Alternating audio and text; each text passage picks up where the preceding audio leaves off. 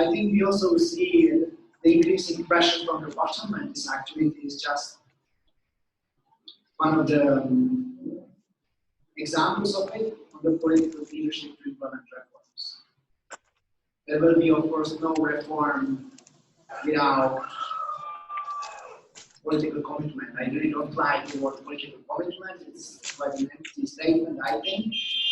But I think it is true that when there is a political problem, there is no technical solution. Beneficial ownership without political leadership and all the other tools will simply not work if there is no political leadership.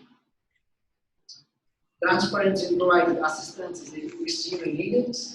I think there are many state and non-state actors that are just looking into how the billions of dollars provided by the government of Nigeria and also international partners have been spent. And again, where there are challenges, where there are suspicions, open and transparent investigation of these matters has to go. I would also like to highlight that I think we need more state-led initiatives. Most of the corruption actually happens at the state level in terms of hoarding of resources. We have seen recently, for example, in Kano and Kaduna, initiation of anti-corruption committees. We feel that these are good steps, but again, we hope that this will lead to tangible results. There are the risks, but the external risks are associated with the pandemic. If the situation will persist, international cooperation will be extremely difficult. Partners of Nigerian law enforcement in London, New York, and other places are not in their places. The usual financial and technical assistance coming from abroad might not be possible this time.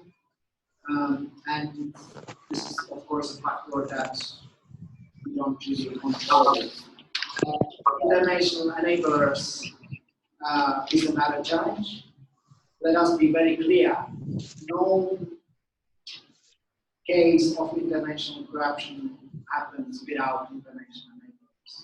Lawyers, bankers, people who operate the paradises where you can hide your assets are actually not sitting in a job.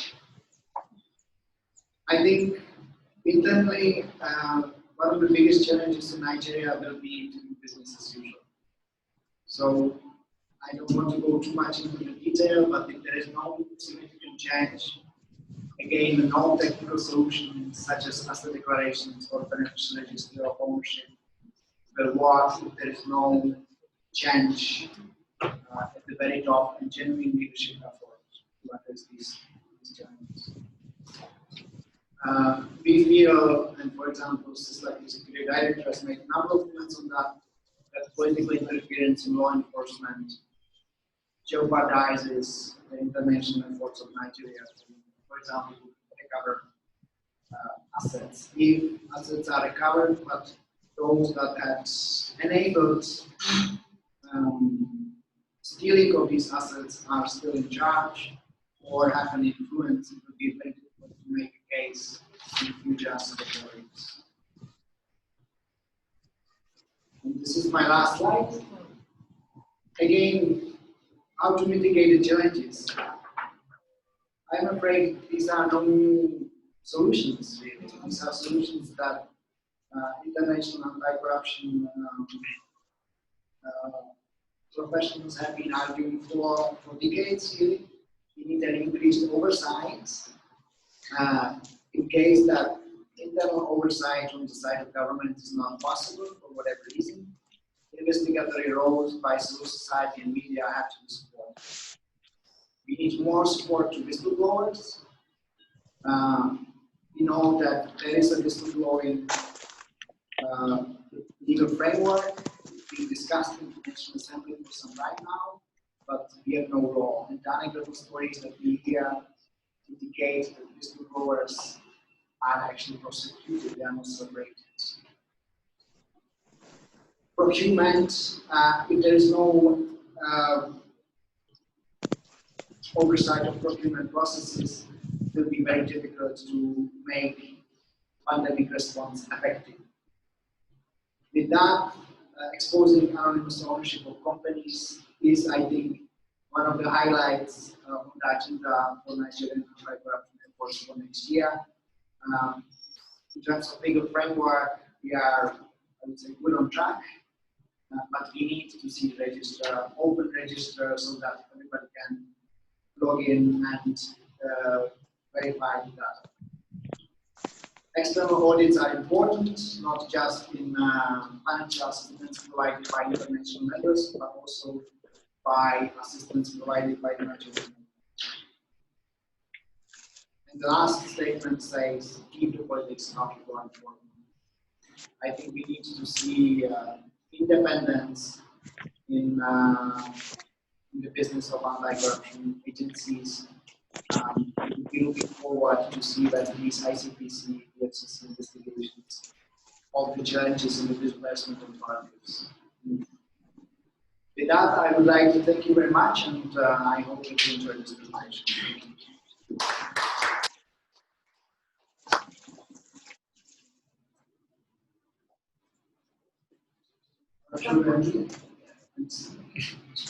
If there are questions on that, or so.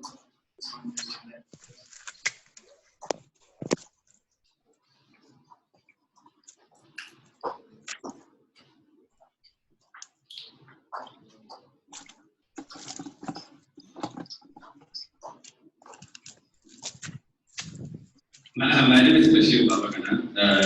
Thank you for a very elaborate presentation. Actually, I'm also privileged to read the Basil 2020 report, which your presentation, you did mention that your assessment of illicit financial flow and money laundering related was on that report. There was a section of the report that also raised countries that actually receive illicit financial loss, and which most of these countries actually have this in common. One of them is they have very weak AML safety legal framework, and also they have high level of secrecy in financial transactions.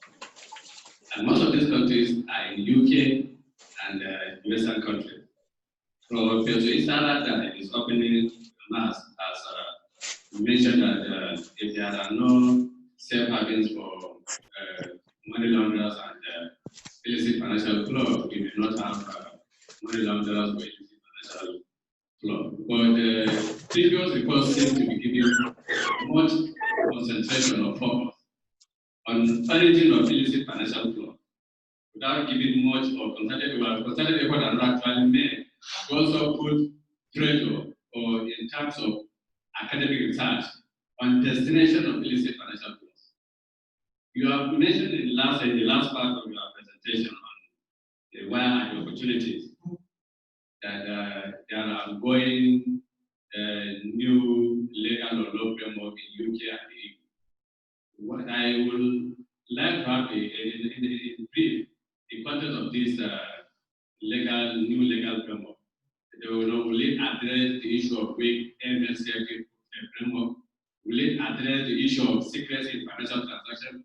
So the financial transaction will be open for public and there will be more transparency in the financial transaction of these countries that are safe having, that are destination of illicit financial flows. Thank you.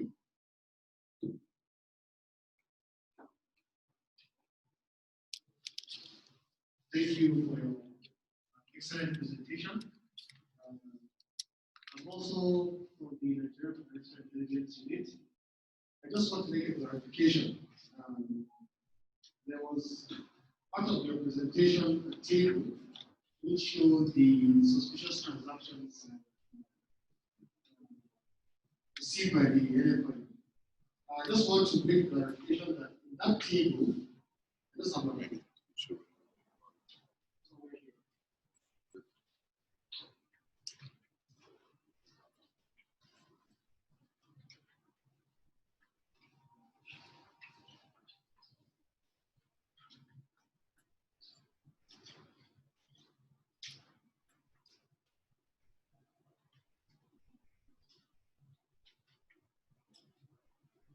So you have the last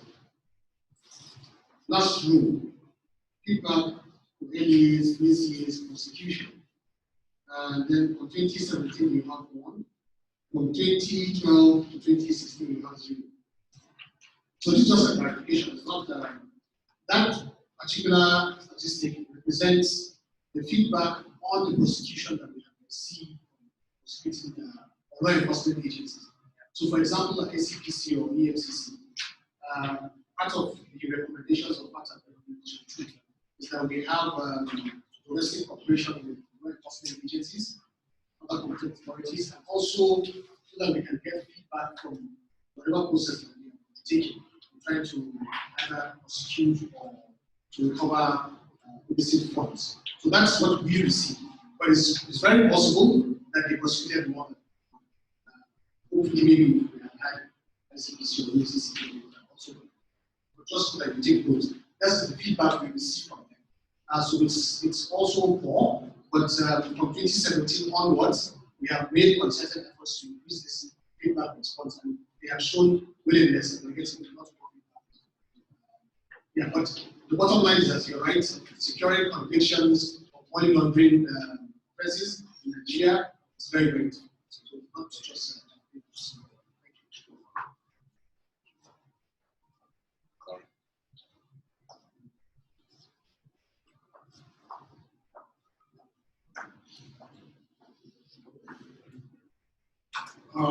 Michael Abdul from ICPC. I'd like to compliment what my brother from NFI said.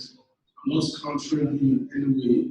The fact is that a lot of emphasis is placed on the source of IFM. What other countries do, the laws they set up to make their country's destination of illicit flow, there's nothing we can do about that. These are international laws, international jurisdiction. But locally at home, we must do something to stop illicit financial flows moving from our countries to those destinations. Since we can't do anything about their destination, their laws over there, we should work hard on preventing the money flowing out initially from our own system. If we do that, it will better us because we don't have control over what happens in Bahamas, GSC, Liechtenstein, and other places. We don't have control. We have control over what's happening as well. So having said that, I'd like to ask a question to the presenter. You mentioned about it's something billion illicit flow, and that it's just a fraction of it that is placed under that is frozen, about 4 billion frozen, and that in attempt to repatriate this money, it costs us to pay international lawyers. So at the end of the day, when they are repatriating this money, we are even losing. So the question is it not possible for these monies in this foreign jurisdiction to be placed on investments? Because they are frozen, they cannot just be left lying idle. Why can't they be invested so that when we are paying international lenders, the interest levels can be taken care of?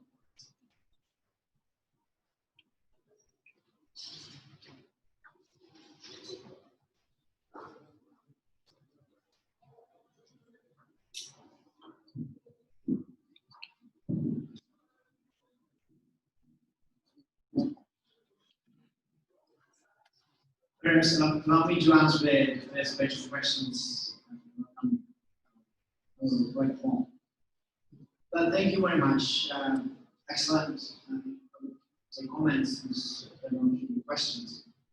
The best speaker, more research needed into this financial flows, especially in terms of the destination of finances. I agree. I very much agree with that. I think we placed too much effort in the past on analyzing where the funds come from, not where they go to. I think this is changing a bit, and I would credit Nigeria as one of the countries that have been really driving this process. Again, Professor Tijani, the representative of Nigeria to UN, has been a driving force, and in his capacity as the President of the General Assembly, he has instrumentalized the party panel that looks actually at the gaps in the international system. And I think also as a result of these actions, we keep discussing much more where this money goes to. I do agree that we need more explanations from countries like, for example, EU and US. By the way, US will pass an equivalent of beneficial ownership registry. It was the end of the month. It was one of the last acts of the current president as part of the US Defense Act. And for the first time, if everything goes well, we should have in the US the complete beneficial ownership registry, which will for sure discover a lot of Nigerian beneficial owners. But we need more explanations, and I completely agree. We need to analyze much more where the Nigerian assets go. From the trends that we see, the illicit assets are moving east. So before they would go, especially when we discuss African illicit flows, to the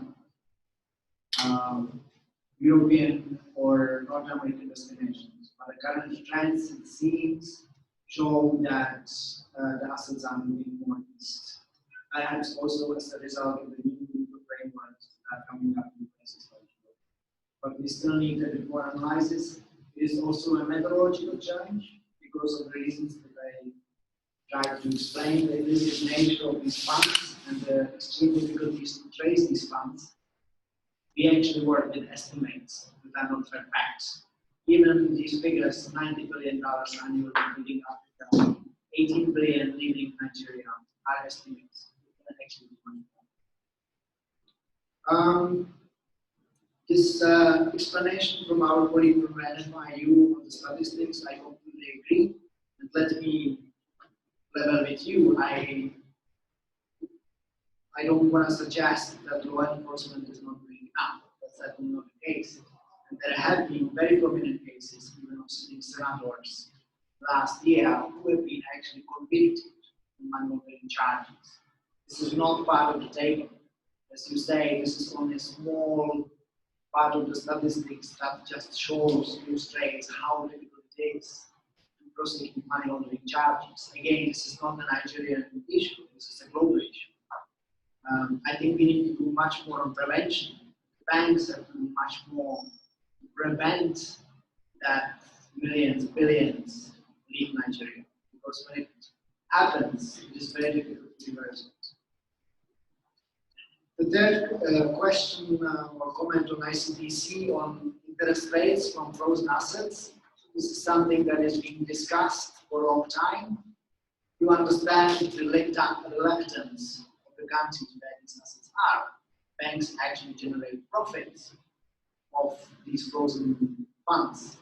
I think there countries like Nigeria have much higher moral ground to claim these funds, because even in the unlikely scenario that these assets are actually frozen, they are lying there and generate profit from the banks that are taxed by the countries which enable receiving these assets. So I agree with you, perhaps where I would like to challenge us a bit. I think it's true that it is very difficult to influence the legal framework in Jersey or UK or something like that, but it's not impossible. So there is now an international global discussion on trying to present global position on global beneficial ownership registry, for example, that would address some of these issues. We are still very far from that, but at least we start discussing these important reforms. And again, next year, UCAS and even special session will be an important milestone in these efforts.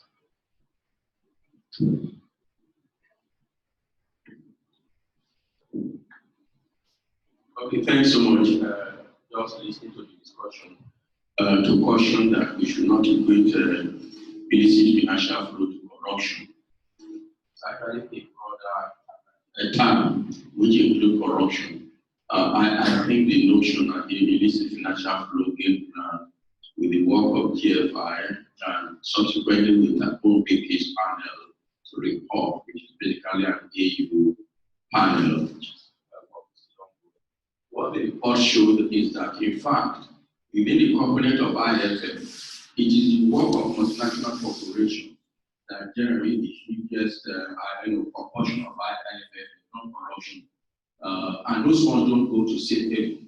They go back directly to the parent companies, wherever they are located, whether in Europe or whatever. And so the discussion should not equate IFF with corruption. I think we should focus on those matters. And I think the example in Nigeria has shown enough, even though we're not fully carried through some of the challenges that have been brought by MTN were part of this debate. And earlier, and a number of people remember the IPTC stamping episode, were also part of these practices of misinvoicing and also attributing certain expenses to a parent company, which indeed were not carried out. So I just want to caution that we do not include them. And this innovative panel actually represent between 60 and 65% of the money belonging to Africans that are taken outside Africa. Thank you very much. Thank you. My name is Kenyon. I just want to lend my voice to what my colleagues said earlier. Of course, the common trend, the common concern has always been the origin, where the funds were stolen or being stolen. There is more or less little concern about the destination. I think sometimes in 2016, I was at the Hague at the 15th Assembly, 15th section of the Assembly of States to the Roma, to the ICC Convention. And this issue came up, and I asked this particular question that people keep blaming developing countries, African countries, Nigeria in particular. We are corrupt, we are this. It takes two to tango. I said that if there are no sources to receive most of these funds, perhaps it might be very difficult for those who are perpetrating these crimes, corruptions, to succeed. And the Swedish woman, after the session, engaged me and said, I specifically mentioned Switzerland, that I personally of the opinion that Switzerland is very culpable more than any other nation in this particular thing. And after the session, he called me and said, Isaac, said, you seem to be so prosperous about Switzerland. Do you have any issue with Switzerland? I just cited as an example of most of our funds are there. He said, I will shock you today, and I will inform you that there are countries who are holding Nigerian stolen funds far more than what you have recovered in Switzerland.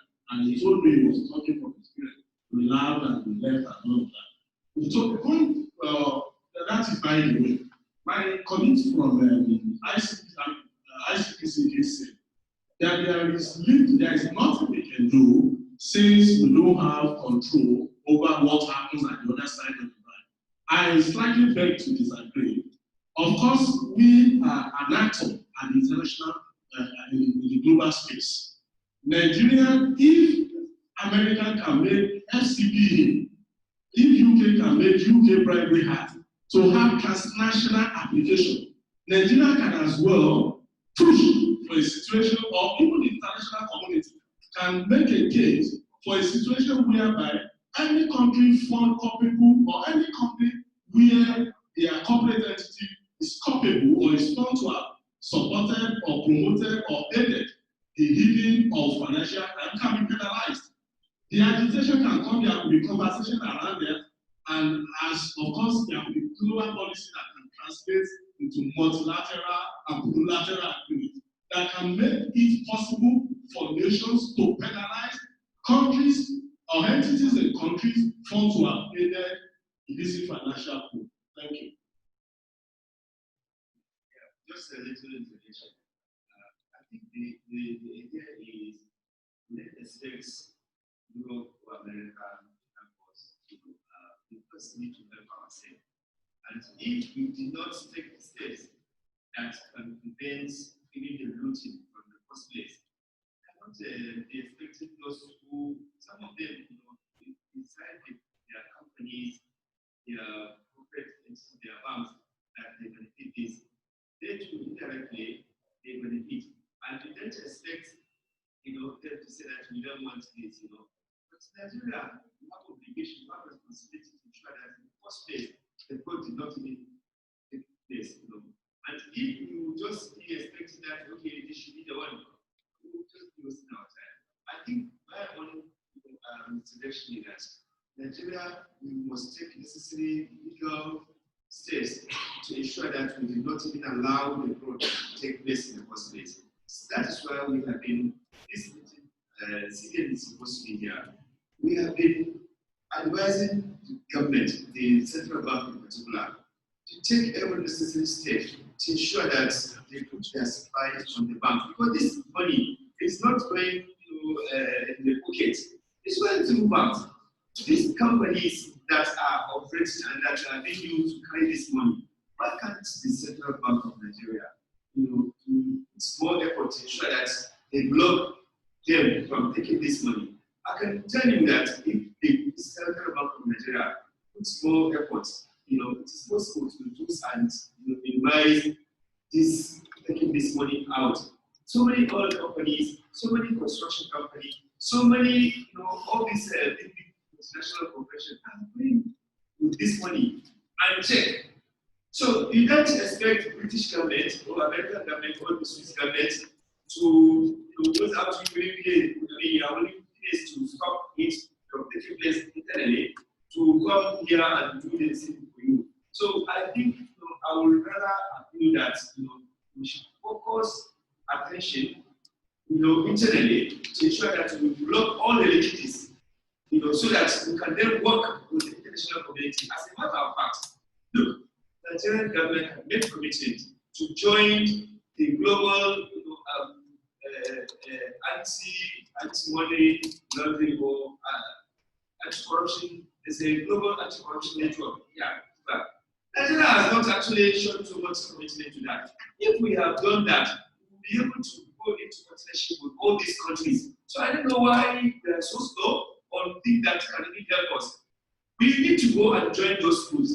Secondly, we need to tighten up our internal mechanism there so that all these business companies that are using oil companies, that are using construction companies, that are using all sorts of things to suck on this money are actually blocked. That's the only way we can show seriousness and abroad the international community. We will also see that yes, we are serious. But when we are not really bothered about that, then we will be crying that Swiss should help us, British should help us. They will be laughing at us. They will not help us because the money is benefiting them. And the policy that when these people carry this money, no bank in Europe or in America will return the money to you as the person that can take the money. The money becomes theirs. You cannot even get 1%. So it's a double loss. You lose the money yourself because no bank will give you the money that you deposited. At the same time, the country is losing. So it's a double loss, and I think there's need for people to understand this mentality. You pack the money that is there for public development, and then you create where you cannot even have access to the money yourself. I think it is important that we put more emphasis on internal mechanism to block it rather than just expecting Europe or Swiss or America to do the work for us. Thank you.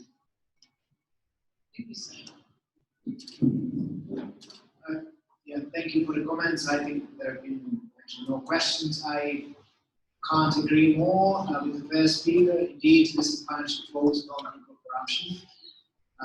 In fact, I think this thing, well, 70% of the illicit financial flows come actually from tax evasion. Tax evasion from many times legally made profits. So it's actually not corruption as that. The fact is that we don't actually know exactly how much of corruption is in these financial flows. Again, there are methodological challenges. However, on my part, I think we don't need to be exact. We know that there is significant volume of corruption that is reflected in the illicit financial outflows. how much it exactly is. Well, that's more like an academic question, I think. Thanks for the comments from the colleagues from NFIU. I think when you were in Hague, you may have been on the way from 116 in the Anti-Corruption Summit. You know that Nigeria made actually a number of commitments on this recovery. One of them has been actually on passing the Process of Crime Act 2016.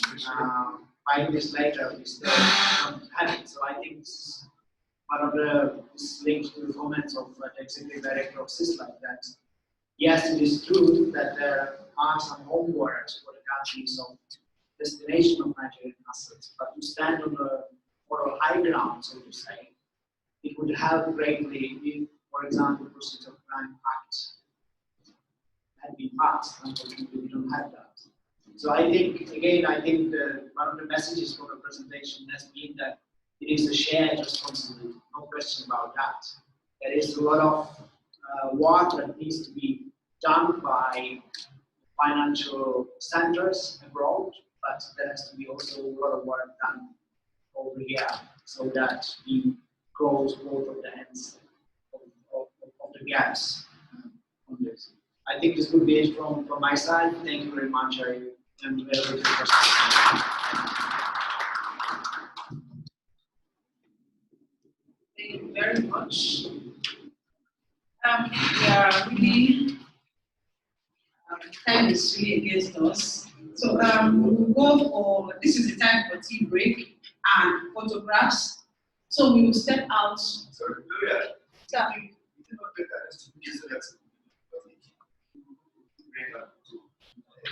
Time is going. So let's walking tea break. Yes.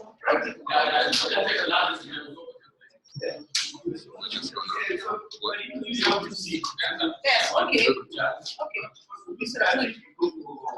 Yes, let me call. Okay, so maybe we should get to come back to the seat and then make some presentation. Yes, well, see, let the individual carry their team. Yes, back to the let's present as they should continue. Okay. It will be one side, so that's the next starting you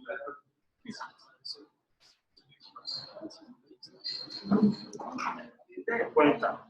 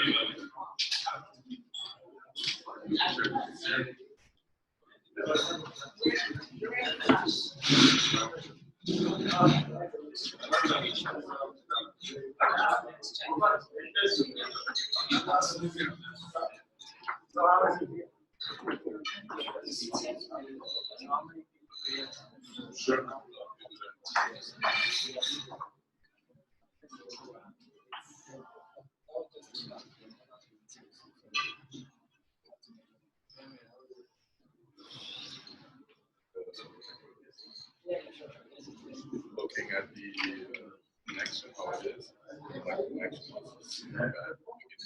I also from my phone and the other ex-Wi-Fi touching rod, like it did not have any connection in the other room.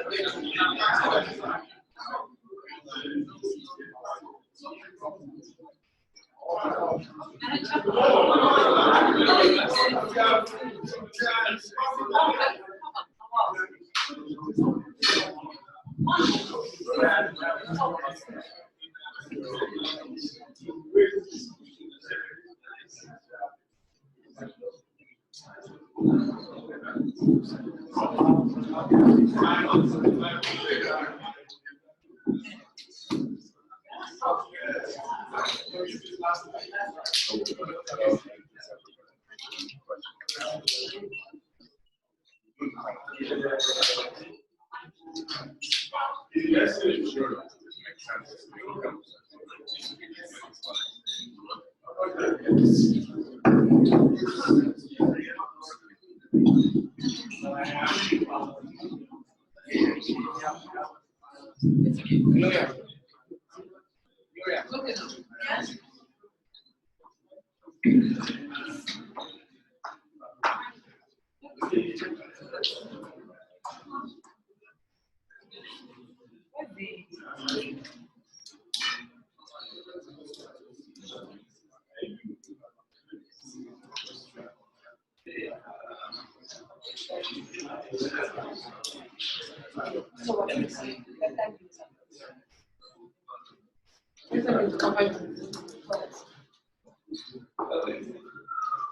I don't understand. You do it.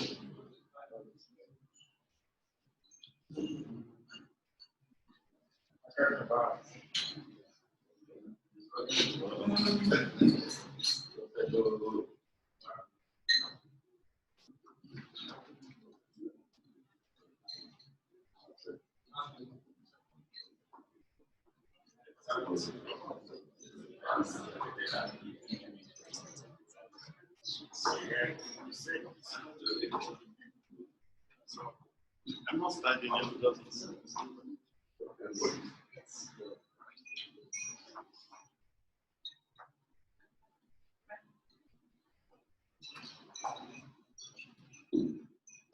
Good afternoon.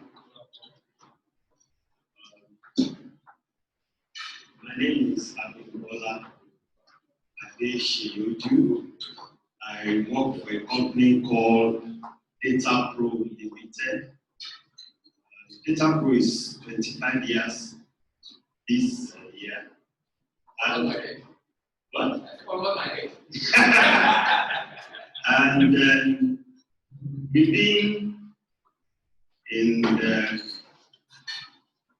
consciousness of compliance in Nigeria in the past 15 years. We have first consulting company, indigenous consulting company in Nigeria to support the reporting entities in work and their statutory obligations under the Anti-Money Laundering regime. My brief this afternoon is just to interrogate how we can use data to drive transparency in the distribution of palliative of intervention, aids and relief that are being put in place to ameliorate the impact of the pandemic. So I think I have 30 minutes. There's no point as we're going to helping me. Please, as I go along, you can ask questions. Don't wait until my presentation is over because I want to make it very interactive. I'm going to let's jump straight into it. So, anytime you see some of this breaking news, what the federal government is doing, what the state governments are doing in order to combat the negative consequences of the pandemic, what comes to your mind? For example, when I saw Bashir tweeting this, that the federal government is going to commence giving 30,000 naira grants to taxi drivers, bus drivers, Okada, Keke, Napep, Uber. The first thing I came to my mind, yeah, fine, fantastic effort, but how many people? How do you select them? Where are they? Right? Who are they? How do we ensure that this money actually gets to them? What will be the feedback? So the major issues surrounding some of this intervention that government is doing is the absence of very reliable and quality data in terms of being able to carry along the populace and the members of the public in whatever government is doing. So what we are going to do is just basically to look at how do we use data analytics in terms of the availability, the processing, and the usage of data to be able to put pressure on the central authorities to ensure there is more transparency in what they do, so that at least they can even get more credit in some of the intervention. So just like the other speakers have said, this COVID has taken its toll on individuals, on communities, on nations. It has killed a lot of people. It has even killed companies. So it has very devastating effects. And unfortunately, during pandemic, especially this sort of pandemic which we have to observe social distancing, lockdown, has also impacted negatively on the ability of the law enforcement agencies to actually also be able to do their work. So it has worsened the ability of the law enforcement agencies to even prevent the fundamental issues that we've been talking about, corruption, about leakages. So it has compounded the problem. Then, so also, each time you talk to Nigerians, there seems to be a lot of cynicism in terms of people are not, either they are not convinced government is doing enough, or they want to see actual results from what government is doing. So we need to balance this. Government on its own side is saying it's doing a lot, it's rolling out palliative, it's rolling out intervention. The citizens themselves are not feeling the impact. So we need to be having to have a common point in terms of this is what I've done, this is the list of people we are giving this to, this is the impact. And also the media, I believe we have the media here, civil society, and those of us in the private sector, we also need to ask questions. So the effects, people have talked on the effects. There's been a lot of impersonation, there's been a lot of diversion of public funds all over the world. It's not peculiar to Nigeria. During pandemic, they are witnessing that easily exploited by even those that are supposed to be in charge of some of these things. So the risk, which is a combination of threat and vulnerability, is becoming more exposed. The vulnerability basically because maybe we have a lot of weak structures in our country. The procurement system, just like our brother from the ICB said, that because we need to quickly get the PPEs out, to get the necessary reading materials out, a lot of times they circumvented, laid down rules and regulations. And these are capitalized by some of the actors to also be able to perpetrate some of these criminal activities. And also there has been threats from also criminal, because during periods when there's crisis, the criminals tend to exploit those situations to fester their net. So they are also capitalizing on the weaknesses they see from government and from some of these agencies. And the total effect is that there has been some increase in some 13 types of fraud all over the world. It's not peculiar to Nigeria. And for those of us that are very familiar with the Financial Action Task Force, there have been obligations by the Financial Action Task Force of new trends and patterns of fraud that has emerged based on technology studies that have been given to them from countries. So on the part of the government, it has rolled out a lot of intervention, and from the federal government's intervention of writing off some of these loans and even giving them moratorium to some of the people that collected the intervention funds. And also government said it has directly paid cash or food to close to 2.6 million to 3.6 million Nigerians. That's about also data, right? How many people have collected? We've not seen any news, right? How many people have benefited? Even the press have not gone ahead to try to do some level of investigative journalism to find out who are the actual beneficiaries of some of these grants. What have they done with this, right? Has he really achieved the aim of the intervention? We've also seen central bank, as at yesterday, I think there was in part of the news item that more than 100 pharmaceutical companies have actually benefited from the 100 billion credit support to the healthcare sector. That is a piece of data that we expect to be fully interrogated if more than 100 pharmaceutical companies are benefited. Can we have their list? Can we go after those pharmaceutical companies to see what have they actually done with those funds that have been given to them? What has been the effect on their operations, right? So when you can begin to now see, has this thing really been able to ameliorate the impact on the health sector? Has it been able to bridge gaps?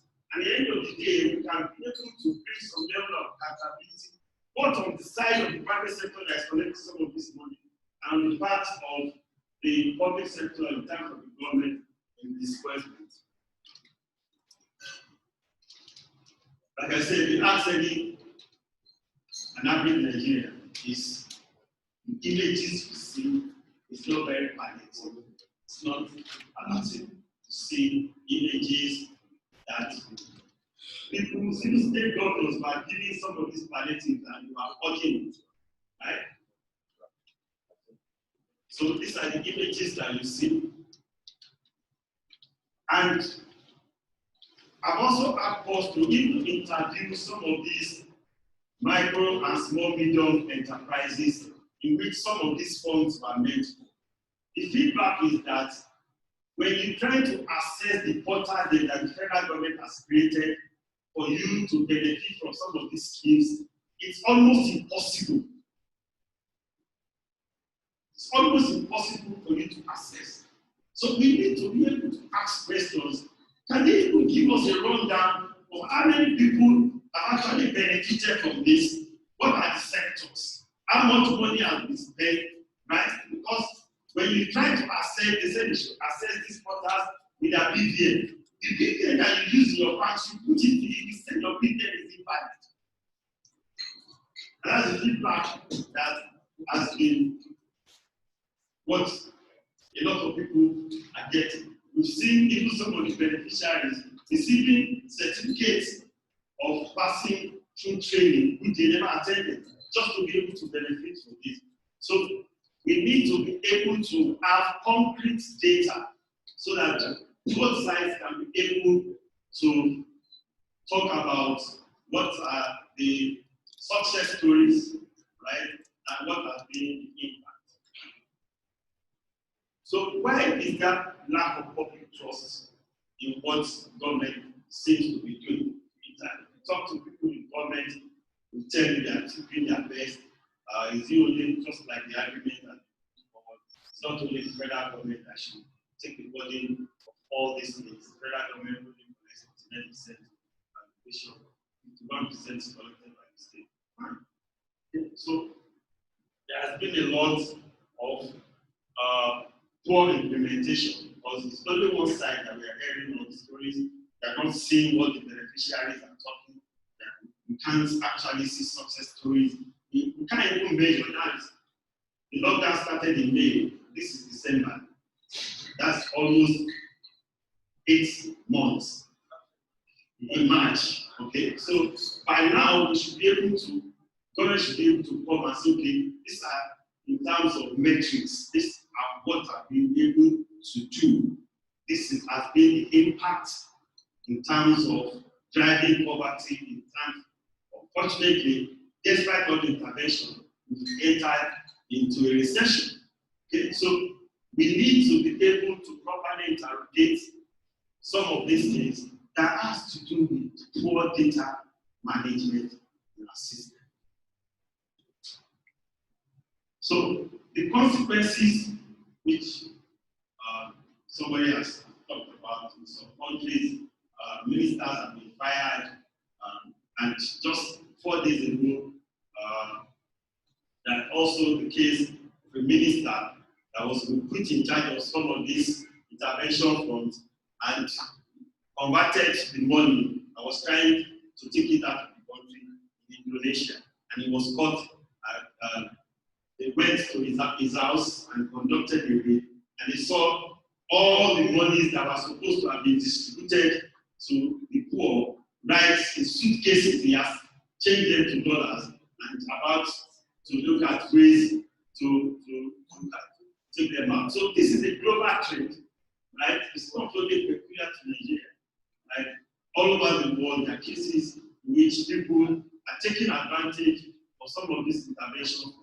And it just seems that government is just pouring money down the bottomless pit without any commensurate results.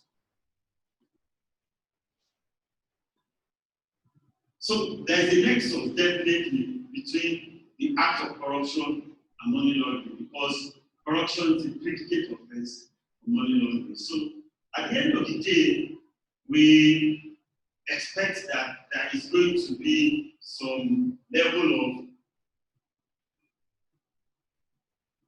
acts of conversion, acts of concealment, of transfer some of these proceeds that have been made from the intervention funds to either building of houses, to either trying to move these proceeds abroad.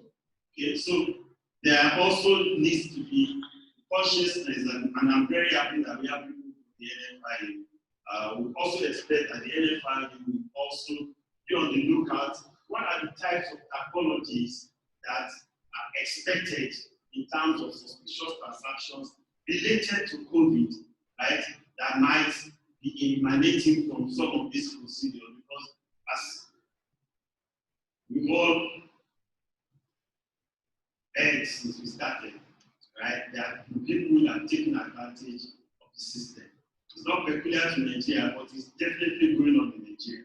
Okay, so we expect that there will be some level of red flags and implication during this period that will be tied to corruption, or will be tied to misappropriation of these palliatives, that the NFIU can also be able to monitor in terms of what are the suspicious transactions report that will be associated with the pandemic or with some of the palliatives that will emanate.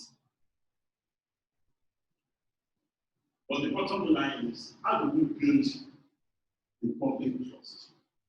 How do we ensure that at least there can be a sort of balance between what the government is doing and what the public is seeing in terms of the effect?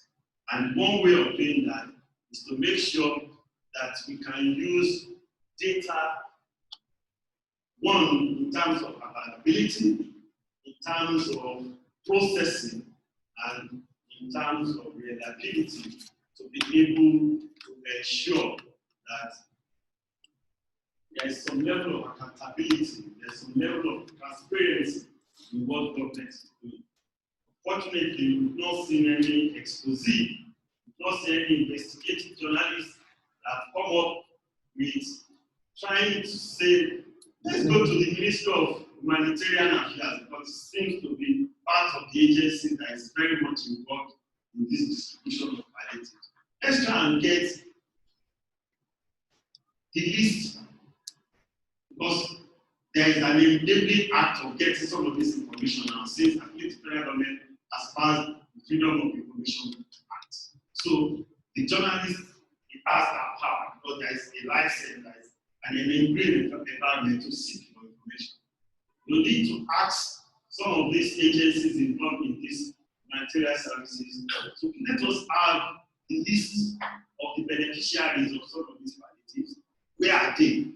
Even under what basis have the distribution taken place? Because at the end of the day, for some of these things that we are supposed to use a risk-based approach in even the distribution of the palliatives, right? How do we identify the Keke Napep? Since we know that it's not all the Keke Napep operators in this country that are going to benefit from that grant. How are you going to select if you are going to give 10% of the Keke Napep operators in this country this grant? How are you selecting the 10%? On what basis? Okay, so there is a lot of interrogation that has to take place because basically what I've seen generally is that nobody is using a risk-based approach in tackling some of these problems. And when you don't use this risk-based approach, there is the tendency to just generalize and not be able to really ameliorate your target audience and be able to achieve concrete results. Okay, so we need accountability through data management. One, the government should be very user-friendly. They should be ready to release some of this data and not seems to think that people are going to use the data for negative purposes, because part of the responsibility of those in government is to be accountable. Part of accountability is transparency. So they must make this data available for those that need to use them. Then the media, the civil society organization also needs to develop the skills to be able to even use the data.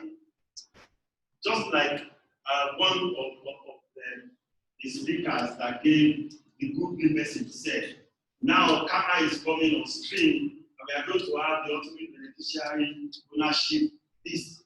But it's not enough to just get a list. You need to have an interrogative mind to be able to understand how do you interpret this data, how do you process the data, to be able to come up with qualitative decisions, to be able to see, right, is it that more females have collected this this palliative more than men, right? What are the age groups? Why do you have this age group, right? What is the level of industries and what type of the target audience? So we should need to be able to have a breakdown. And I hope CISLAC going forward, maybe by next year, we can be able to have some of this data, then be able to break it down and be able to understand what are the parameters, right, behind this distribution. How many people benefited? How many male? How many female? What is the age group? What is the industry? And at the end of the day, we can also be able to measure the impacts of different industries, because we have a lot to do when it comes to this data management. Go back. The third issue is that we must work together and not as silos. Because when we work as silos, we don't achieve results. So government itself must be open, the private sector must be involved, the community themselves, all right, there must be a collaborative effort to be able to get these things done. Okay, so when you talk about data, then you need to talk about the reliability of data in terms of the data. Is it clear in terms of what you expect from the data? Can you even trust the data that you are being given? Right? Because the more that you cannot trust the data, like you become very opaque, then the less results that you can get in terms of the processing and the results that comes with that data. Okay, so accessibility, when you look at this sample, accessibility is very key when we talk about data management. Data will be available, right? But if it's not accessible, it's completely useless. So there is the need on the part of government to make this data available. The need to understand the breakdown of those that benefited from this validity, so that we can be able to interrogate the data and be able to subject it to some level of results. Yeah, next. And that is the concept of open data. So initially, when I was preparing the slides, I was having different opinions. At the end of the day, I was able to understand that what we actually need is this, that the data that is involved in the palliative and the intervention that they put in place to fight the COVID-19, one has to be available and accessible and usable and shareable by every party involved. So there must be commitment on the part of those that have that data to be able to share it. Okay, and like I've said, there's also already a legal framework for people to demand for some of this data. Okay, so it's a collaborative effort to be able to achieve that data. So government is saying it has given palliative.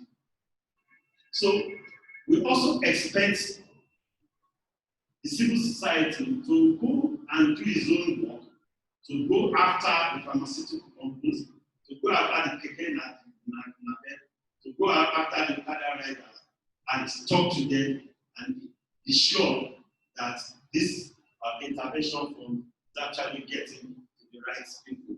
Then let's go to the very vulnerable, because I understand the IDPs have also benefited from some of this intervention funds. I've not read very comprehensive report, but how many people in the IDPs have benefited? Have they been able, because of that intervention, now gradually been able to leave the IDP and now start life of their own based on what government has been able to give them? So we need that full circle to know from the beginning of what government is doing to the end of the beneficiary and be able to measure metrics. Yes. Okay, so it's very, very important in terms of data. It's just that you cannot see, you can see that, just like I've said, the accessibility and the public sector, when you see some of these certain samples, you see a meeting point where even with the big data is not data only from the public sector. We also need data collected from the private sector. It's quite unfortunate that we are seeing reports from some states in which social media platforms like WhatsApp are being banned by government officials. I think that is a drawback in terms of transparency, in terms of data, because today data is not only about structured data in terms of what you have of names and address. We also need images. We also need what people need to comment freely on what is happening in terms of the distribution. So we need a collective effort on what is happening on Facebook. Because if you go to Facebook now, you will see a lot of comments about people that have tried to benefit from the intervention and what is the feedback. So the Facebook itself is part of the big data that government should use in terms of measuring the feedback of their intervention. You go to WhatsApp, you see a lot of comments. You go to Instagram, these are where Nigerians freely express themselves. And it's part of the collective data that we need to be able to ensure accountability to those in government. So no matter what government needs to do in terms of regulation of the social media, it still needs to give Nigerians that attitude of expressing themselves, because it helps those in government themselves to be able to understand and have a feel of what the public is saying. It's not every time you look at the criticism, so you need to be able to accept criticism. But that's what it comes with public administration. Okay? But it can also help those in government to have a feedback of what is actually happening in the open space by letting people talk freely in their mind. Okay, so all the social media outlets, the government also needs to be able to manage the social media and to be able to see the feedback and be able to report appropriately in terms of what is going on. Yeah. Okay, so this is like, sorry, it's a bit from the policy making, right? So back and forth in terms of the benefits which I've talked about, to the feedback and the usage of the data. There has to be a flux. There has to be a continuous flux between what government is doing and what is the feedback from the recipient. And we need to be able to use the data, we need to be able to have access to the data and be able to interrogate it. And this is just a note of caution to the media that everybody also has some level of responsibility to make sure that we can check some of the information that we have before we go to press and to avoid some level of sensationalism, because we need to use data carefully.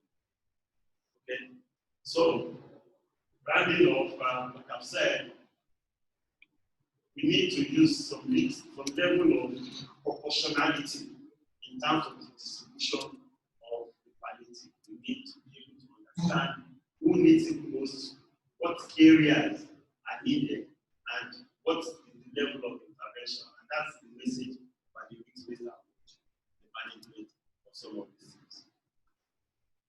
Okay, so the conclusion is we expect some level of political will on behalf of government to be able to demonstrate transparency.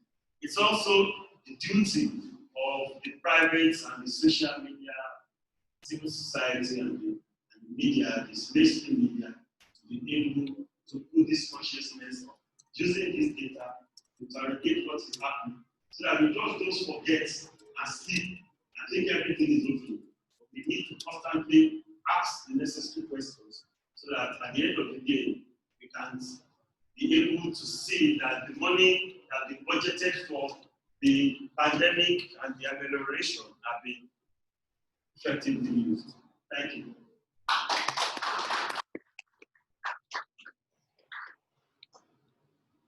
Yeah. So thank you very much for your presentation. Why I think we have management very important for going to my life, I see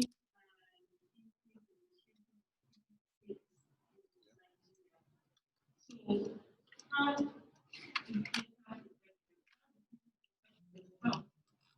we have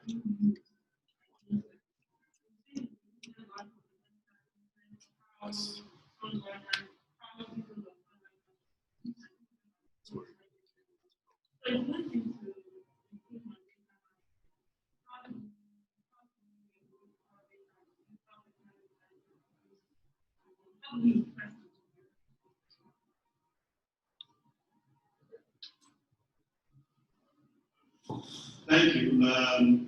One thing we need to realize is that the social media space is still emerging in Nigeria. Okay? So one thing that is missing is that there is no regulatory framework. In terms of usage. Okay? But we have the data protection regulation presently. Okay?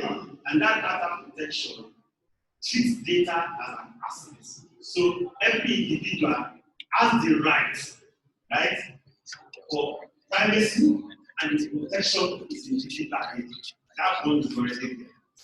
Okay? So if you think there is an infringement of your data privacy, of course the judiciary is there. Okay? And I think some of these cases are in court. I don't want to end, but let's just wait and see how the judiciary is going to intervene. But my worry is that a lot of these people that have been involved, that are, so to say, at the end, receiving end of the government action, have not really gone to court to challenge some of these things. Okay? Because government has its own position and is coming up, but we have three arms of government. The executive cannot be the one that will make the law and also interpret.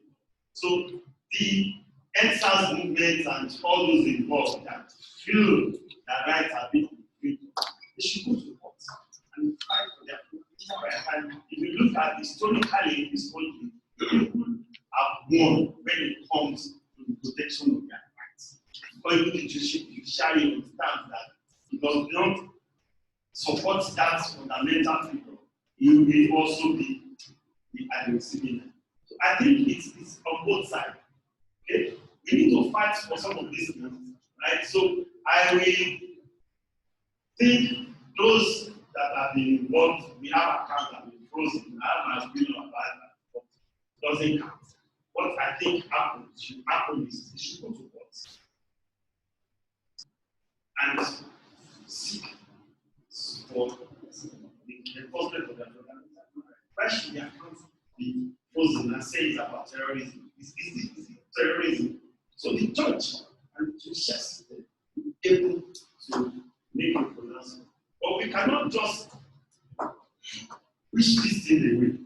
This is a process we need to pass through as a country, right? And people need to rise up and be able to defend and be able to ask for their right. Not nobody is going to actually give you this kind of answer the question.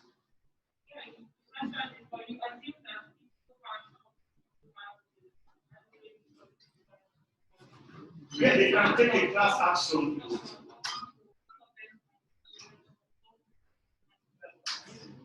That's the price they have to pay for society. Yes. My question is that what are the government doing in terms of database? What are they doing? Because if we have a good database structure, all this issue of corruption will be happening because everybody will be able to identify, will be able to monitor where and what they are using money for.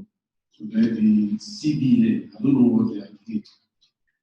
I don't know what they are doing because what they need to do is that the large amount of money, they know who is taking the money, where the money is going to, they know it. So they're supposed to do something. And then the body of statistics, I don't know what they do with the database as well, because without a good standard database, we cannot fight anything in this country. That's what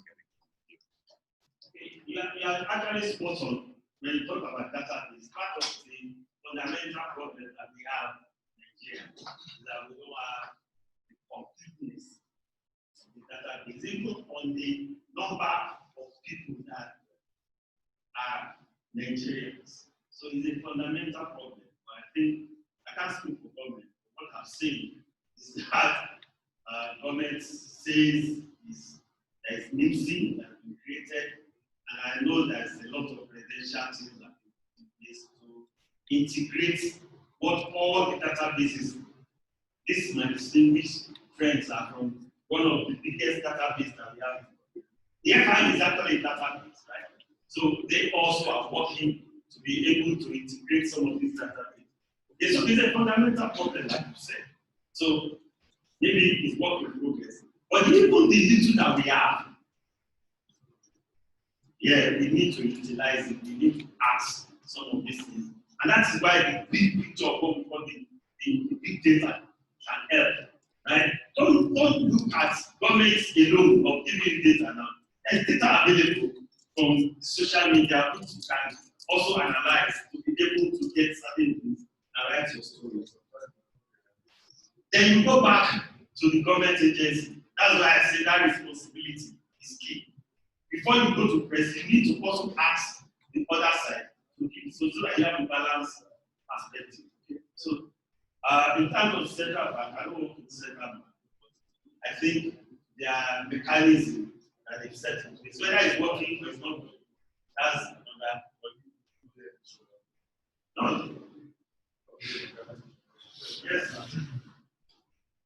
Yeah, good afternoon. Thank you for a very excellent presentation. Mine is more of a comment. The essence of their presentation is all about the use of data for the purpose of, the purpose of this presentation for the sharing of the COVID-19 alerts and how those data will have actually determined for this alert to reach the economy. But my concern is I expect to see as part of the presentation, issue like financial inclusion, which is very important.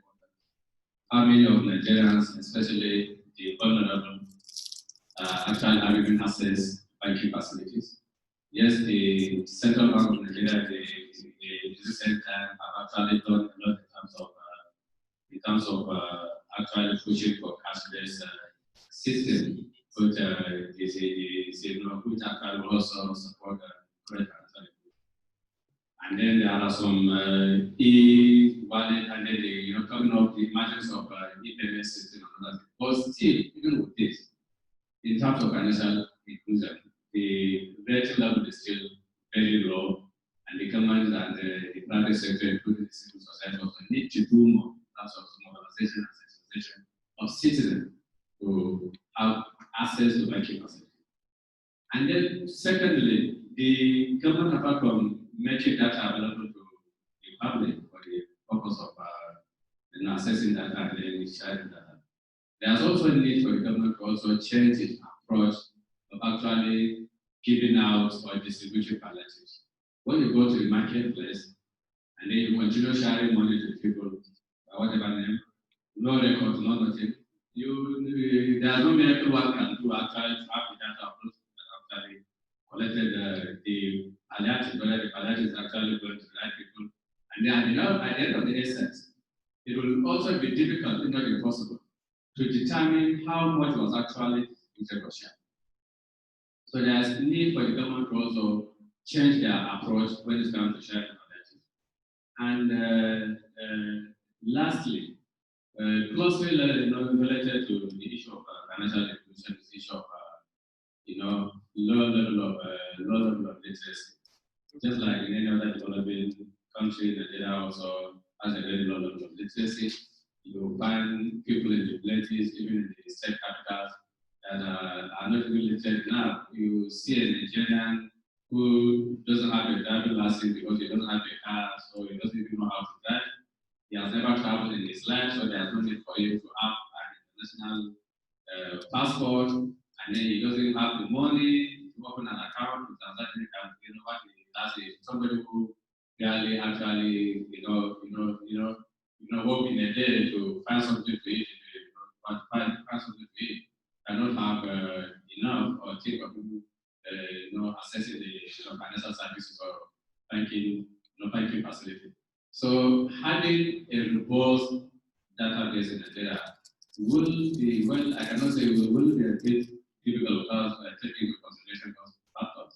But even based on what we have, like the CBN product that you have mentioned, I was reading the newspaper yesterday and I saw that CBN so far has distributed over 1 trillion from the beginning of this COVID-19. Yeah, that's outside what the private sector have actually also contributed to support the government during the COVID-19. So those money that actually pass through the CBN or the National Microfinance Bank, if the Central Bank of Nigeria will be willing to have the political will to make available to the citizens, to people that are actually interested in the data, to have access to the data to see how many Nigerians actually benefited or access this palliative. From the palliative are in two-fold. One is called the grant, which is more like a free money from 2 million, 1 million, 400,000, and then there's one that is more or less of a loan that is a bit friendly, which are actually distributed to, which are actually available to citizens without much documentation and let's have some dynamics of 70% going into raw material and then 30% as a working capital. And then since there is the requirement of a BPM and then an account, so that means there's an established audit trail. The decision will be willing to make it to have the private sector or the civil society or the citizen access to the data. At least something will come out of this. And then at the end of the pandemic, we will be able to say, yes, this is how much the government has spent, and then these are the people that are benefited from this, from this disbursement, and then this is the effect of this disbursement. Thank you.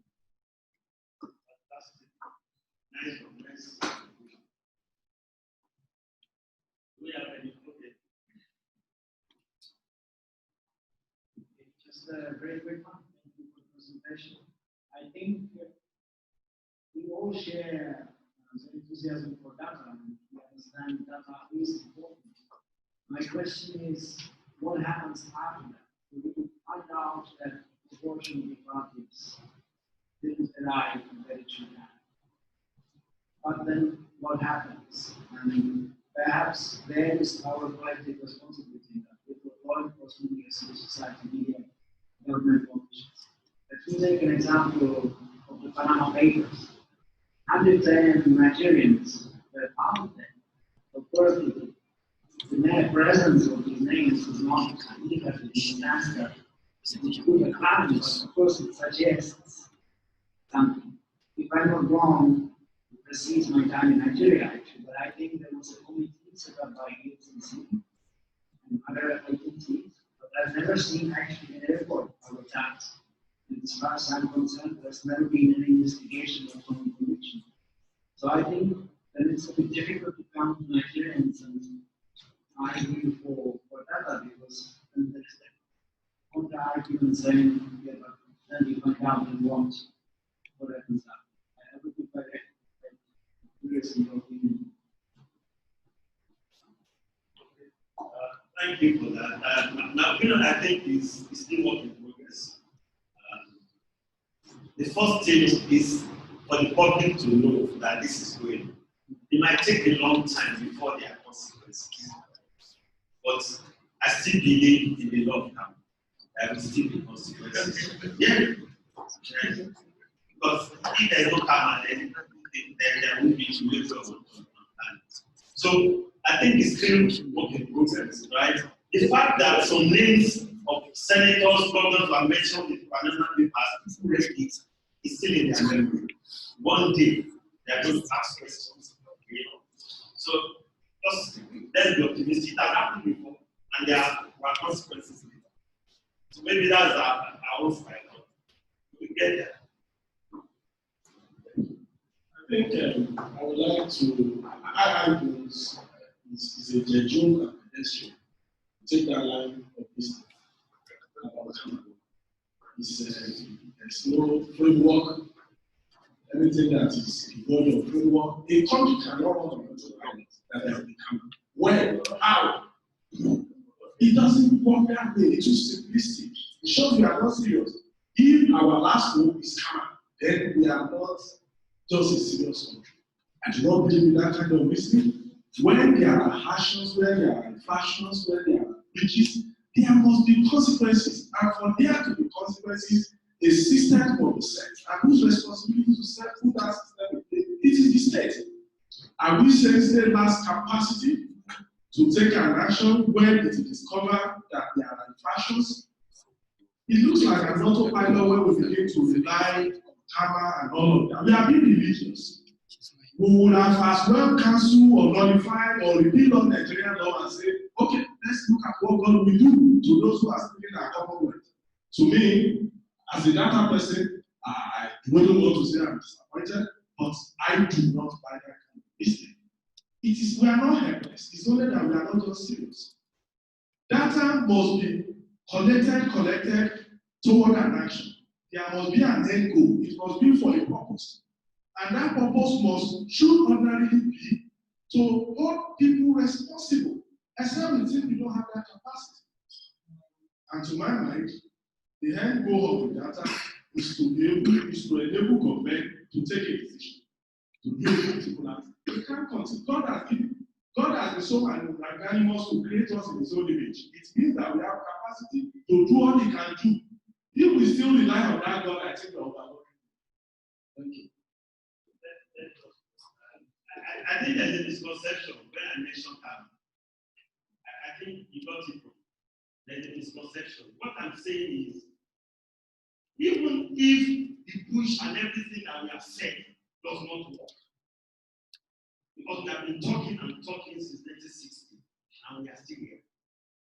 So I just took a worst case scenario. It's not that I'm advocating that we should fold our hands and expect God to come and solve our problems ourselves. I've laid down what we need to do. And he has asked a very valid question. The question he's asking is, despite all the effort that we are making, why are we not getting results? That's his question. That each time there is an expose, this time there is a scandal, people just look at it, and at the end of the day, nothing happens.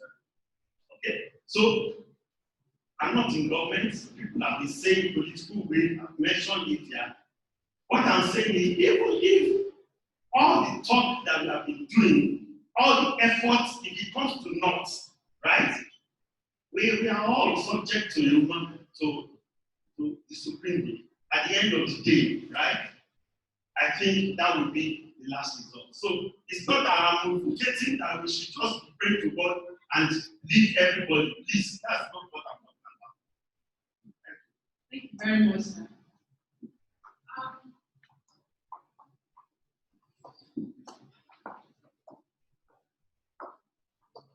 Thank you, everyone. I still have one more session, and I will really spend our time. But for the sake of those who traveled for that particular session, we're going to be very fast about this. So I am going to moderate that session. The man from CPN has left. I don't know why he left. He's supposed to be on that panel, and we at APC are not physically present. So we just have 3 people on that panel. We have PACAC will be on the panel, Spaces for Change, and NFIU. And so I'll moderate. I just have a few questions for us to speak to. And I expect that in 5 minutes you will have addressed the questions I will send to you, because it's like we've talked about it already. So it's just for you to lend your voice, you know, and then we conclude and we go for lunch.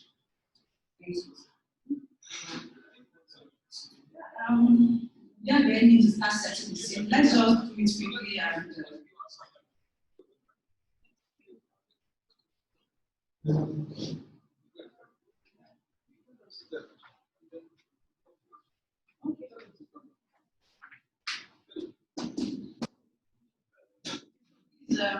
our panelists.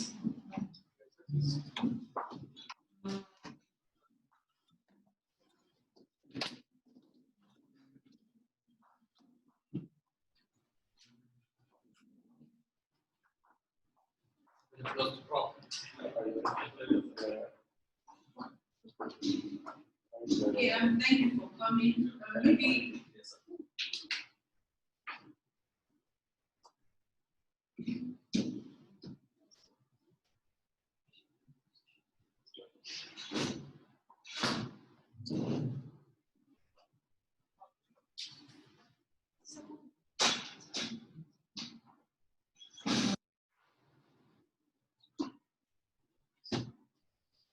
okay, I have a few questions to guide the conversation.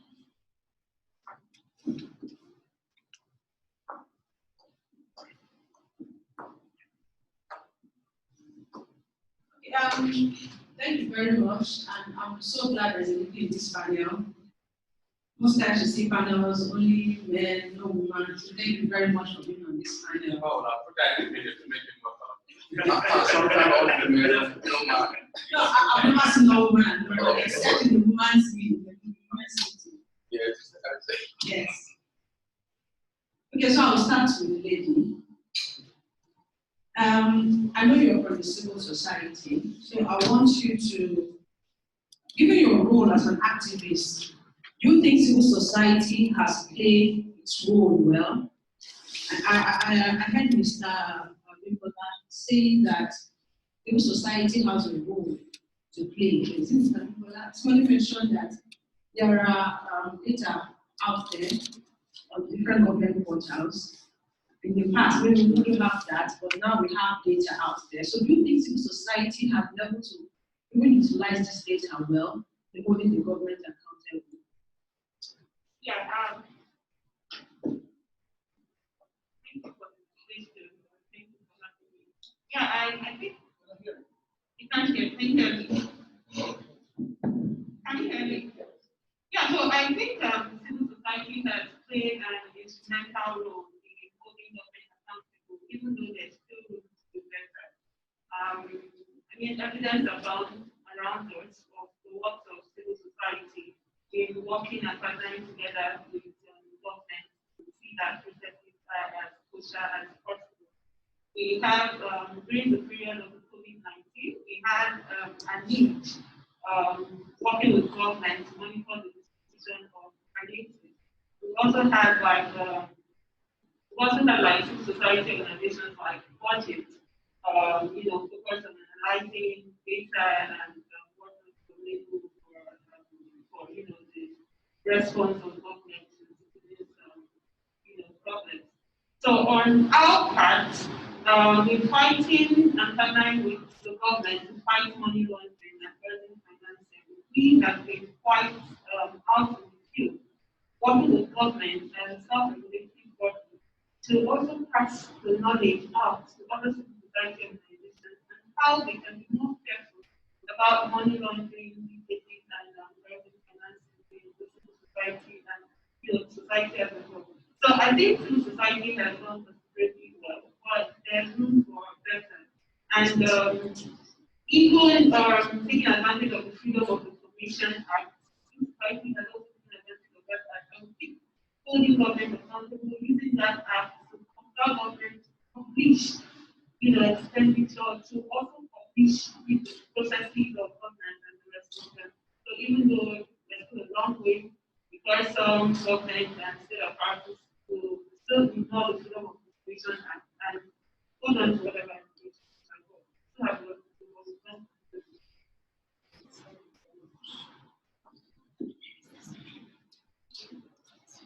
Thank you. I stumbled on the work on Budget's work on analyzing the details of the BPP portal, and there's a lot of information that I've come up with. I'm waiting for those agencies that were mentioned, the NDAs that are alleged to have misused funds, to say something, or waiting for the government to do their part. So I'm aware of that work, and I hope some of us will also leverage on that to qualify their results and have one voice to push for what is right. Okay, the next question is for the NFIA representative. And I think that during this pandemic, one of the reasons we're talking about capital flights or people not paying money is because of lax compliance measures. Because a lot was done virtually, people could not interact with each other. But I want him to tell us from a professional perspective, how has the pandemic affected compliance processes? So I want you to, having in mind that you collect such transactions, I want you to look at it from that perspective. So did it increase during this pandemic? Did it reduce? How has the whole activities affected your compliance processes in Nigeria? Thank you for this wonderful question. Let me start by giving a background of the activities of the NFI and how the novel pandemic COVID-19 affected our activities as the central body for coordinating the MLCFT regime in Nigeria. The first challenge we had, just like every other organization, is the actually issue of complying with the government directive of lockdown, and then even working some states, and then the need to also comply with the NCDC directive of social distancing. And because of the peculiarity of our organization, the idea of even working from home is almost impossible for us because of the sensitivity of our data. We have data that you cannot access outside the working or working premises. And then we also we now have a need to actually balance the safety and the health of our employees, and then the need also to be alert at a very difficult time when, because of the social distancing, because of the lockdown, and then government is actually put under pressure for massive and emergency purchases and emergency procurement. And this also gives rooms for open windows of opportunities for corrupt civil and public servants and politicians to actually to either misappropriate or to divert public fund. But this notwithstanding, we actually have to come up with a strategy to immediately ensure that all operation staff are actually made to come to the office, just like normal office there from Monday to Friday, some cases including weekend. The first thing we did actually was to actually do a strategic study to involve our strategic analysis and economic interest department to do a strategic study, and secondly they come up with actually red flags and indicators of the possibility of people actually using the COVID-19 the pandemic period and then the massive spending and procurement by the government, which of course, like the 2 or 3 previous speakers have mentioned, because of the emergency nature of the procurement, a lot of procurement process are actually set aside or web, and then the government need to government also change their priority to investment and then to spending into humanitarian and economic sectors. So based on our research, we immediately issue an advisory to the financial institutions and other stakeholders and law enforcement agency on COVID-19 and COVID-19 related red flags and indicators that will actually make it possible for them to identify transactions that actually are possibility of either corruption or illicit financial flow of money laundering. And the advisory we issue is also in line with a similar advisory that was issued by the PACAC, Financial Action Task Force. The only difference is that in our case, we take into consideration the particularity and the dynamics of our economy, which also makes it now more vibrant and more dynamic with the financial institutions and then to other internal stakeholders to ensure that illicit financial flows and corruption are actually monitored, tracked, and then possibly prevented. Other challenges we have as a result of the pandemic, issue of drop in decline in the number of STR and STR suspicious transaction report and suspicious activities report we see from the financial institution of that reporting entities, because banks are either working as skeletal services or limited capacity. So this naturally form the drop in the report they file, they file with us. We also have issues with responses and information sharing and intelligence sharing with other financial institutions across the globe. Also because of the fact of the social distancing and then the lockdown in some of the countries, and then the fact that they are also operating in a limited capacity. So the turnaround time naturally actually not increase, and information gathering also becomes a bit. Lastly, one other major challenge we have is the prosecution of money launderers and other corporate cases, where largely also due to the fact that both are not either sitting or they are also sitting at limited capacity. But with all this, the NFI is all doing its best, and then we will continue to do our best to ensure that we safeguard our financial system from the activities of the money launderers and illicit financial. Thank you. Thank you very much for that answer. I think you did justice to that question. And I've had a follow-up question for time. So we'll move to the last speaker. I'm going to ask this question to this speaker because their role as an organization is to advise the president on anti-corruption issues and concerns.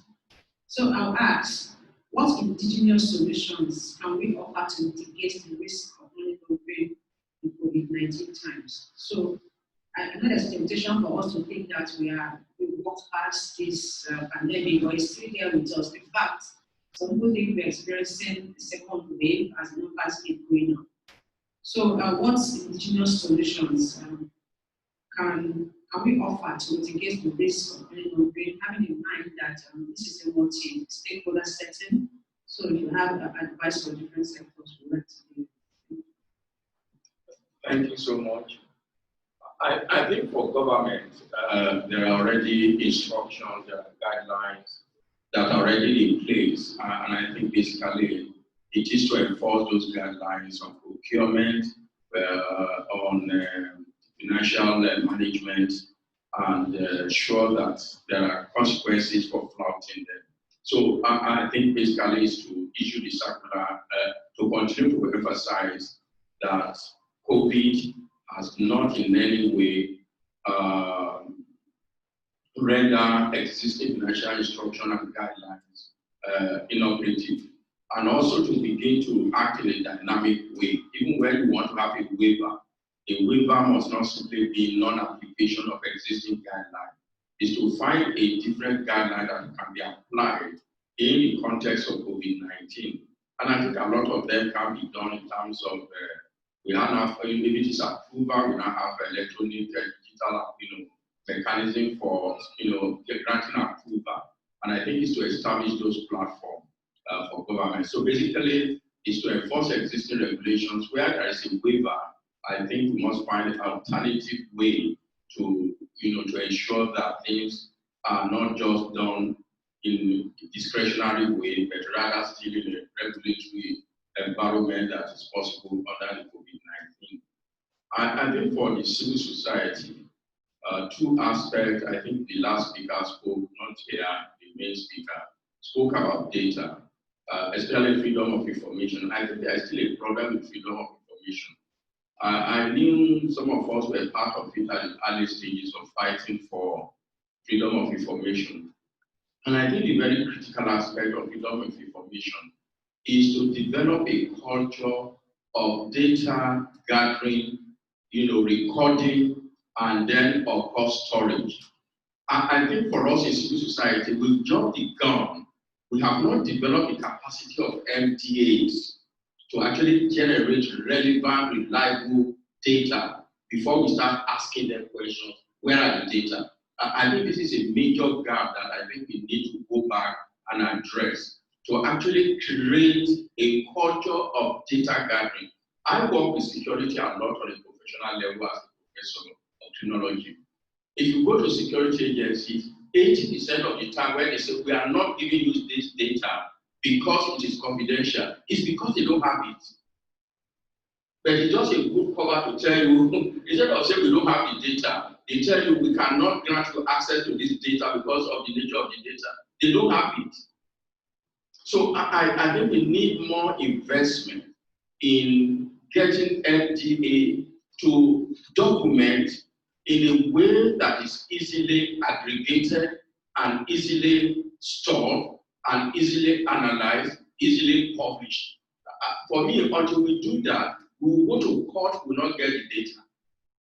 We will not get the data. So that's for the civil society. So we need to step back, one step back, and do that.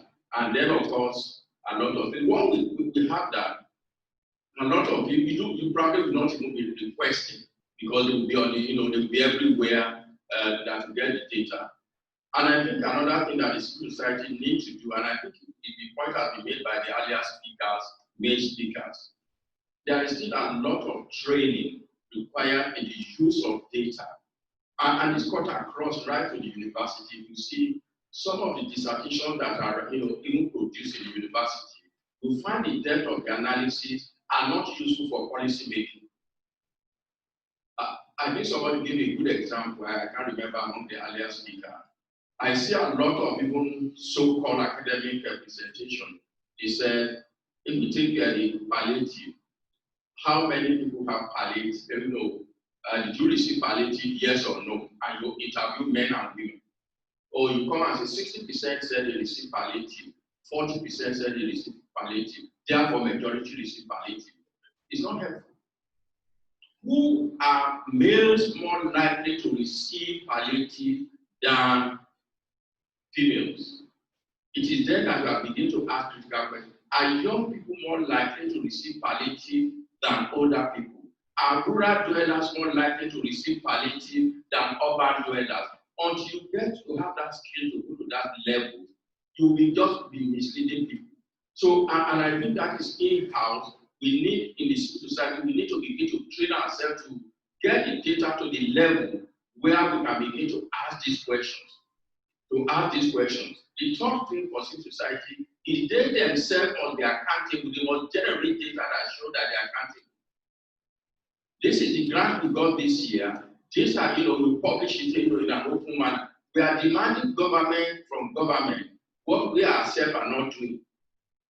So again, these are the challenges for us because this has to be societal wide, it has to be a culture of openness for everyone in society. And recall when PACAC came out, the religious people came out and said, look, blah, blah, blah, blah. And my own religious organization president, said something to me. And I just said, are you planning to be dubious? Why are you worried? Well, are you planning to be dubious? And I said, I do not see any problem with the accountability. If you are worried about the fact that when you are dubious, you don't want somebody who do not belong to the organization to take over as trustee. Yes, seek for amendment. That may be a genuine concern in that respect. Seek for an amendment that if we are dubious, whoever is going to be the take over the organization should be of the same organization, member of the same organization. I said that would be the only thing, but not all the acknowledgments you are making. So basically, I think we need a culture of openness. Then, of course, broadly, in terms of money laundering, we must keep reminding ourselves that money can be laundered locally or internationally. We must focus on that. And where it is laundered is part of the global dynamics. And somebody mentioned about the Swiss lady that challenged him. It depends on what you are looking for. Switzerland was taking money that were coded accounts. But if you look at the quantum of money that were looted from Nigeria and invested abroad, not a secret account, you will find Britain will outshine in real estate. Britain will be ahead of Switzerland. So again, is what are people really, laundering their money? What is money laundering? It's simply washing dirty money and make it clean. That is what money laundering. It means that the source of money is dirty. You want to wash it in the laundry where you say, I'm going to the laundry. It's the same word to wash it and then, of course, make it clean so that you can no longer connect with the dirty source. In Abuja here, there is so much work that needs to be done. Years back when Farida Waziri was the EFCC chairperson, there was a suggestion, we had a discussion, we said, look, it should be possible to have these houses that are not accommodated, who own them, and a number of things were started, and this thing will start to in Abuja there. One of the preliminary investigations, of course, she went to National Assembly seeking for assistance to pass a law, and she got there, and then what did they do? They accused her of something. She struggled with that accusation rather than what took her to the accusation for help. But one of the things that came out in just following up that is that a lot of the houses you have in Abuja, the name on the owner's paper, those people do not know. Do you know there are a lot of Nigerian, Chadian security personnel? Those who take this in court, take their photo as if part of the employment process. They attach it to form in the land. They don't know the whole land or even the house. So if you go there, you will not even see a Nigerian, you are going to see a Nigerian or a Chadian photo who is not aware that they own those property. Civil society investigative journalism should be able to go behind some of these things. And if you have a few examples in the head, you might call it a very extreme way. What Farida and I were actually discussing there was, look, if a building was not occupied for a certain length of time, we should have a law that asks you to, based on it, that we have reason to believe that this is a property, a proceed of crime. If in 21 days we do not find a valid claim, it will be forfeited to government. The logic is simply, you will not use 100 million naira to build a house if it was a loan from government and not seek to recuperate your money. Even if it is not at a profitable level, we want to reduce the amount of money that have invested. If it's your hard-earned money, you will not let it be there to depreciate. So the only way is through money laundering that we are having this. So we need a comprehensive idea of both external and internal money laundering as we work in it, whether from government perspective or from the civil society. And the media and civil society need more capacity for investigation to be able to unravel this crisis. Thank you. Okay, we are done with this session. Okay, so I think the way forward also the need for an increased compliance education. Sorry, I think the way forward is also an increased compliance education across board, across the civil society organizations, across the private sector, and other places where people may be lacking in that knowledge. Spaces for Change as an organization and the Action Group on Free Speech Space has been providing compliance education on money laundering and terrorism financing in Nigeria and in the civil society sector. And I can tell you that sometimes the ignorance we meet on the field is staggering of organizations who don't know jack about what should be done or how to adhere to compliance. So this is where internal control also comes in. Organizations must be impressed on to have internal control measures that stifle the increase in money laundering in such organizations. And working together with schools will also promote that during the pandemic limited our work because of course we had to work over the distance. But I think it's important for organizations to develop internal control measures. Yeah, also just to respond to some of the issues from us raised. One, on the lack of data from security agencies on issues of cases of matters that actually pass through them. To let Rob know that the NFI have gone a step further to develop an in-house software called CRIMS.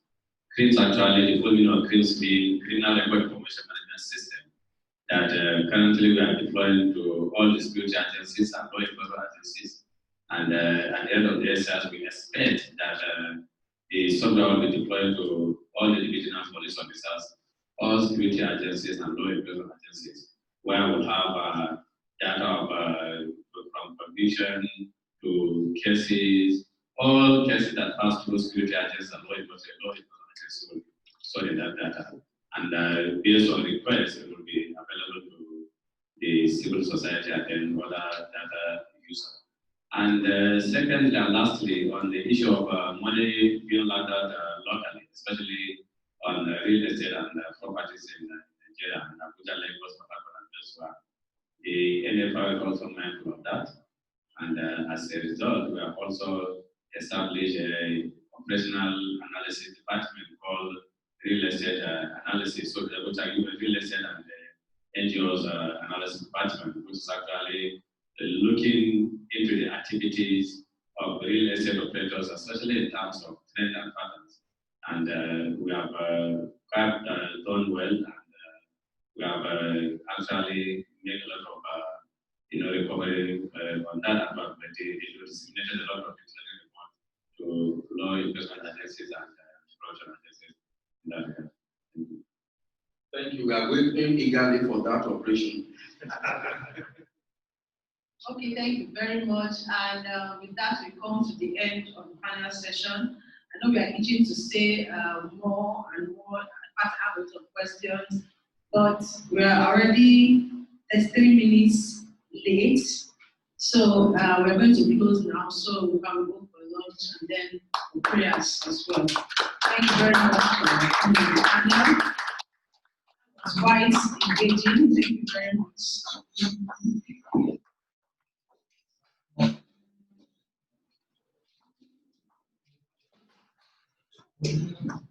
And now we will take the vote of thanks. As we do that, I'll call on Mr. Chinekubasi from CISLAC to say the vote of thanks. Thank you. Good morning, everyone.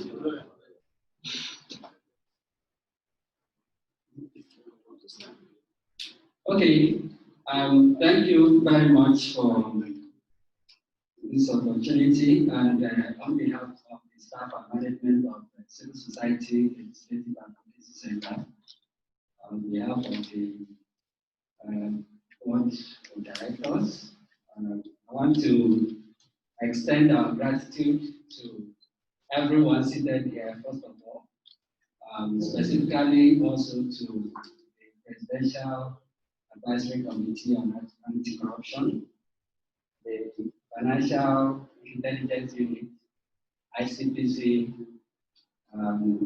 Spaces for Change, and every other person that worked seriously to make this event to be a very huge success. For us as an organization, we are looking forward to keep hitting that nail.